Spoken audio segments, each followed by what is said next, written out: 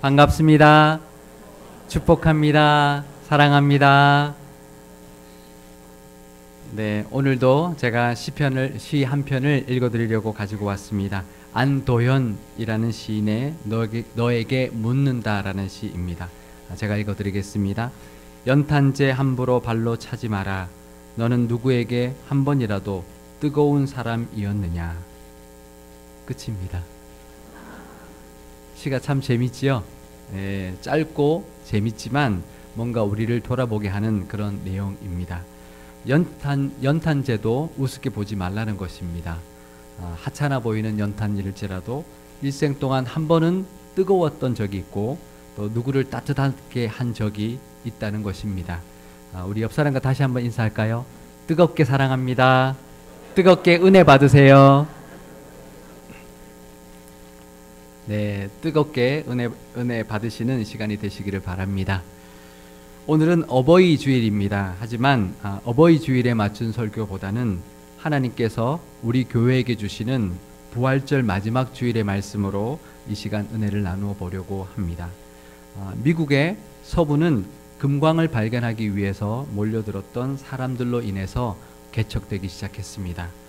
그것을 골드러시라고 합니다. 그래서 샌프란시스코에 있는 다리를 골든 게이트 브리지라고 이제 부르고 있는 것이죠.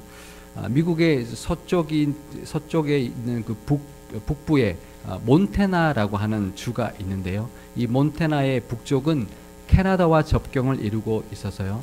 그 로키 산맥이 이제 이어지는 그런 주입니다. 그래서 광물 자원이 아주 많은 그런 주인데요.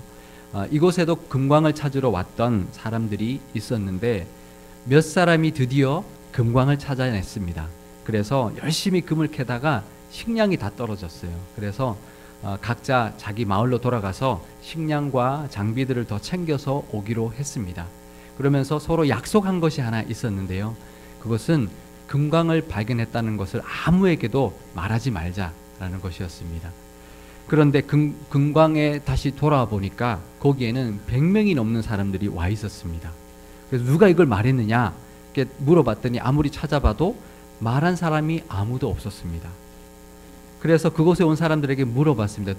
도대체 어떻게 알고 우리가 금광을 발견했는지 어떻게 알고 왔느냐 그랬더니 뭐라고 그랬을까요?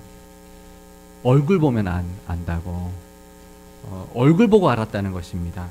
금광을 발견한 사람은 얼굴만 봐도 딱 안다는 것입니다. 아무리 숨기려 해도 얼굴에 다 나타난다는 것이죠. 그렇지 않겠습니까? 금광을 발견했는데 왠지 모르게 얼굴이 다르겠죠. 그런데 우리는 금광보다 훨씬 더 비교도 할 수 없는 바로 예수님을 만난 사람들입니다. 예수님을 발견한 사람들입니다. 그런데 우리 얼굴은 왜 이럴까요? 왜 이럴까요? 우리 얼굴에 예수님 믿는 티가 전혀 안 나타난다면 뭔가 문제가 있는 것입니다. 예를 들어서 한번 상상해 보시면 좋겠습니다. 내가 만약 1,000억 원쯤 되는 로또에 당첨됐다고 한번 생각해 보십시오. 그때 표정이 어떨까요? 그때 표정과 지금의 내 표정 한번 비교해 보십시오. 어떻게 다를까? 금광만 발견해도 가만히 있어도 저절로 웃음이 날 것이고 저절로 기분이 좋아질 것입니다. 그런데요, 우리는 예수님의 은혜로 구원받았고 영생을 얻은 사람들입니다. 창조주 하나님의 자녀가 되었고요, 천국을 선물로 거저 받은 사람들입니다. 그럼 우리 얼굴도 당연히 금광을 발견한 사람들보다도 로또에 당첨된 사람들보다도 더 밝아야 할 것입니다. 누가 봐도 우리 얼굴에 구원의 기쁨이 가득하고 얼굴만 딱 봐도 이 사람은 구원받은 사람이구나 라는 그 얼굴이 가득한, 그래서 남들이 다 알아차릴 수 있는 그런 저와 여러분 되실 수 있기를 바랍니다. 오늘 말씀 우리 이사야서 60장 1절 말씀을 우리 함께 읽어보겠습니다. 일어나라, 빛을 발하라. 이는 내 빛이 이르렀고 여호와의 영광이 내 위에 임하였음이니라. 아멘. 이사야서 60장은 일어나라, 빛을 발하라 라고 시작합니다. 믿는 우리는 이제 일어나 그 빛, 그 하나님의 빛을 발하며 살아야 한다는 것입니다. 왜 그럴까요? 오늘 읽은 이 본문의 한국어 번역에는 일어나라 빛을 발하라 라고 하는 문장 다음에 들어있는 히브리어 키라는 단어를 번역하고 있지 않습니다.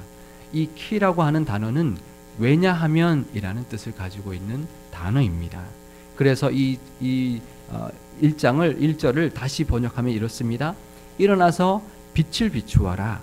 왜냐하면 그 하나님의 구원의 빛이 우리에게 이르렀고 하나님의 영광이 아침 해처럼 우리 위에 떠올랐기 때문이다 라는 것입니다. 이 말씀은 1차적으로 바벨론 포로로 끌려갔던 이스라엘 백성들에게 하나님의 은혜가 임하게 될 것이고 그래서 귀환하게 될 것이라는 것을 말하고 있는 것입니다. 하지만 궁극적으로는 예수님이 이 땅에 오심으로 말미암아 이루어질 구원과 임하게 될 하나님의 영광을 예언하고 있는 말씀입니다. 예수님은 이 땅에 빛으로 오셨습니다. 그래서 우리에게 구원의 빛을 비추어 주셨습니다. 요한복음 1장 9절 말씀을 제가 읽어드리겠습니다. 참빛 곧 세상에 와서 각 사람에게 비추는 빛이 있었나니. 아멘. 그 빛이 바로 예수님이라고 요한복음은 증언해주고 있습니다. 이렇게 세상의 빛으로 오신 예수님을 따르는 우리는 이제 더 이상 어둠에 다니지 아니하고 생명의 빛을 얻은 사람이 되었습니다. 그것을 요한복음 8장에 말하고 있는데요. 요한복음 8장 12절 말씀을 우리 함께 읽어보겠습니다. 예수께서 또 말씀하여 이르시되 나는 세상의 빛이니 나를 따르는 자는 어둠에 다니지 아니하고 생명의 빛을 얻으리라. 아멘. 그래서 이제 우리는 그 빛의 자녀가 되었습니다. 데살로니가전서 5장 5절 말씀을 제가 읽어드리겠습니다. 너희는 다 빛의 아들이요 낮의 아들이라. 우리가 밤이나 어둠에 속하지 아니하나니. 아멘. 우리가 하나님의 구원의 빛으로 말미암아 이 세상의 빛으로 오신 예수님 때문에 우리는 빛의 자녀가 되었습니다. 그러니 이제 우리는 일어나 그 빛을, 그 하나님의 빛, 그 구원의 빛을 비추며 살아야 한다는 것입니다. 그래서 예수님께서는 산상보훈의 말씀으로 우리가 세상의 빛이다. 그래서 사람들에게 그 빛을 비추며 살아야 할 것이고 그렇게 해서 하나님께 영광 돌리는 삶을 살아야 된다고 권면하고 있는 것입니다.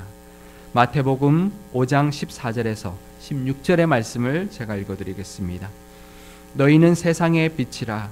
산 위에 있는 동네가 숨겨지지 못할 것이요 사람이 등불을 켜서 말 아래에 두지 아니하고 등경 위에 두나니 이러므로 집안 모든 사람에게 빛이 느니라.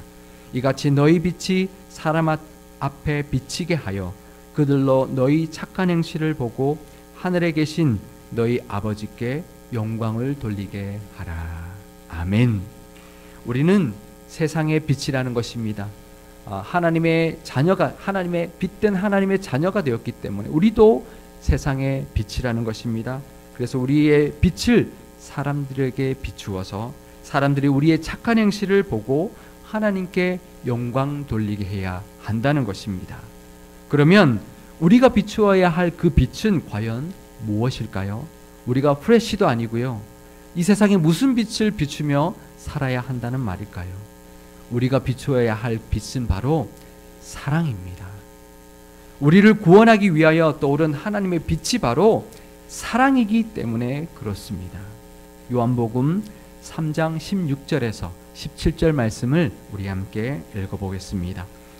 하나님이 세상을 이처럼 사랑하사 독생자를 주셨으니 이는 그를 믿는 자마다 멸망하지 않고 영생을 얻게 하려 하심이라.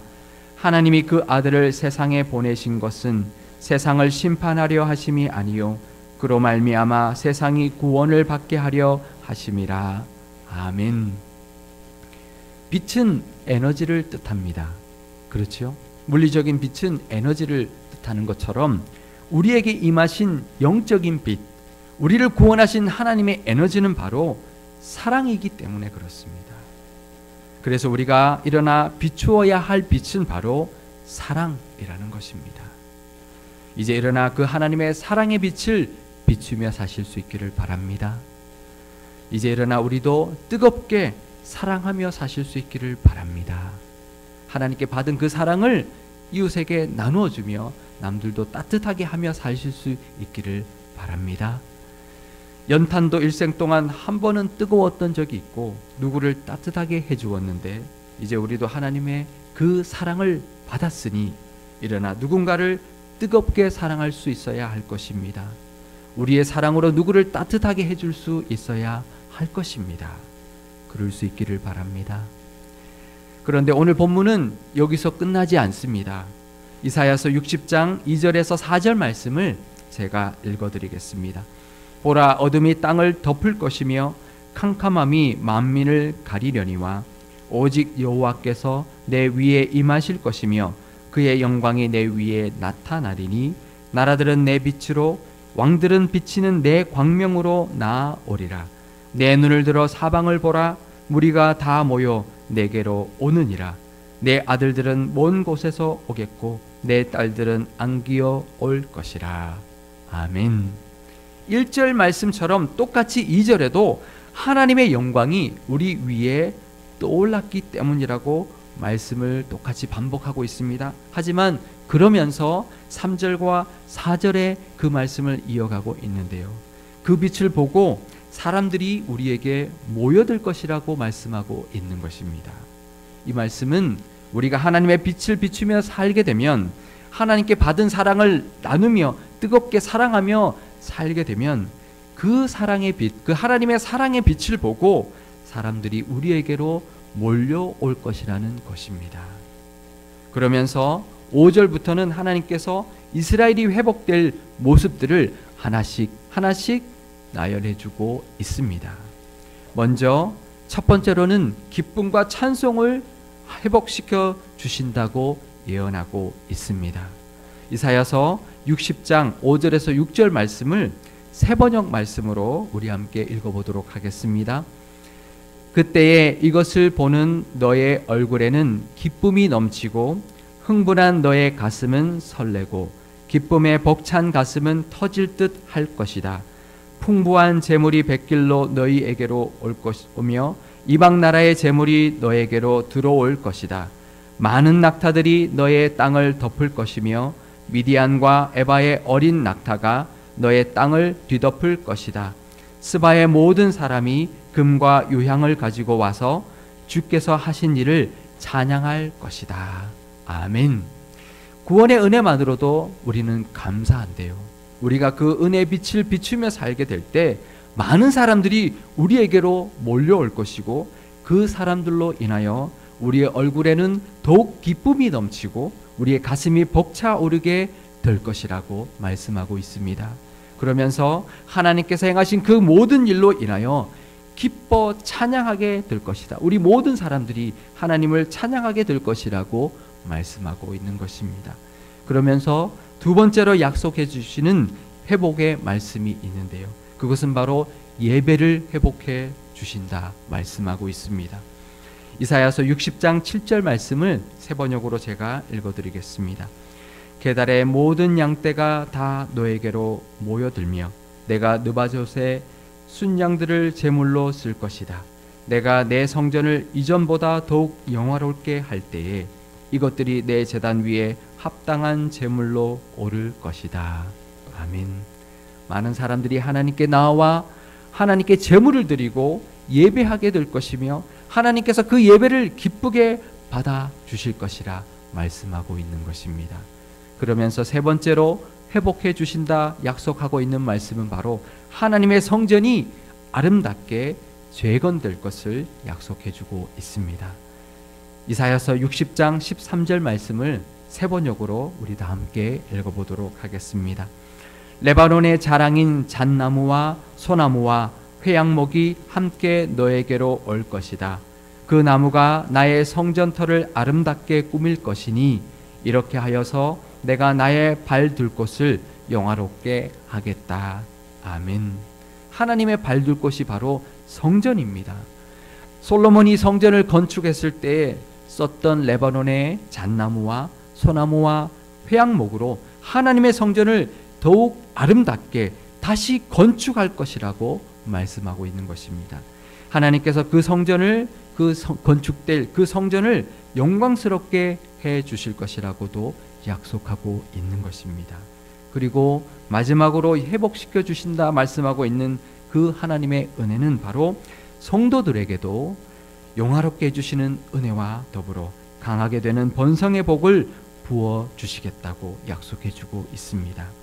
이사야서 60장 7절의 뒷부분과 21절 22절 말씀을 세 번역으로 제가 읽어드리겠습니다. 주께서 너를 영광되게 하셨기 때문이다. 너의 백성이 모두 시민권을 얻고 땅을 영원히 차지할 것이다. 그들은 주께서 심은 나무다. 주의 영광을 나타내라고 만든 주의 작품이다. 그들 가운데서 가장 작은 이라도 한 족속의 조상이 될 것이며 가장 약한 이가 강한 나라를 이룰 것이다. 때가 되면 나 주가 이 일을 지체 없이 이루겠다. 아멘. 하나님은 세상에 빛을 비추며 하나님의 사랑을 전하며 사는 우리들에게도 이 모든 영광을 허락해 주실 것이라 말씀하고 있습니다. 그러면서 시냇가에 심은 나무처럼 하나님의 예술 작품처럼 존귀하고 영화롭게 해주신다고도 약속해주고 있습니다. 그리고 그것을 속히 이루어 주실 것이라 약속해주고 있습니다. 저는 이 이사야서 60장의 말씀이 지금 우리 교회에게 주시는 하나님의 말씀이라고 믿습니다. 우리 교회는 30여 년 전에 고독 주공 아파트의 입주로 말미암아 도약했던 때가 있었습니다. 이제 그 아파트의 재개발로 인하여 제2의 도약의 시점에 와 있습니다. 이 시점에 하나님이 우리에게 주시는 말씀이 바로 이 이사야서 60장의 말씀인 것입니다. 마치 솔로몬 왕 때의 그 영광보다 이 이사야서 60장에서 예언하고 있는 예수님 때의 영광이 더 영광스러웠던 것처럼 앞으로 우리 교회가 하나님께서 교회에게 부어주실 그 하나님의 은혜와 하나님의 영광이 그 예전 때보다 훨씬 더 클 것이고 그 하나님의 영광이 더 영화로울 것이다 라고 예언해주고 약속해주고 있는 것입니다. 그것을 믿을 수 있기를 바랍니다. 우리 교회가 이제 일어나 빛을 발할 때에 하나님의 사랑이 우리 교회 안에 가득 찰 때에 우리 교회로 많은 사람들을 보내주실 것입니다. 그래서 기쁨과 찬송이 가득한 교회가 되게 해 주실 것입니다. 그리고 우리가 드리는 예배가 하나님께서 기쁘시게 받으시는 풍성한 예배가 되게 해 주실 것입니다. 그리고 더 나아가 레바논의 아름다운 나무들로 아름답게 지어질 그 성전처럼 우리 교회도 아름답게 성전을 다시 세울 수 있도록 해 주실 것입니다. 그뿐이 아닙니다. 우리 모든 교우들에게도 누리게 될 영광과 복도 분명히 넘쳐나게 해 주실 것입니다. 우리 교회는 하나님께서 60여 년 전에 이곳에 심어준 나무 같은 교회입니다. 우리 교회는 하나님께서 직접 하나님의 손으로 세우신 교회입니다. 이 약속, 이 이사야서 60장의 약속을 의지하여서 잘 준비하고 하나님이 원하시는 빛을 발하는 모습으로 우뚝 설 때에 하나님께서 우리에게 주시는 이 약속도 속히 이루어 주실 줄 믿습니다. 우리에게 주시는 이 약속을 다 받아 누리는 우리 상일교회와 상일교회 모든 성도님들이 다 되실 수 있기를 주님의 이름으로 축원드립니다.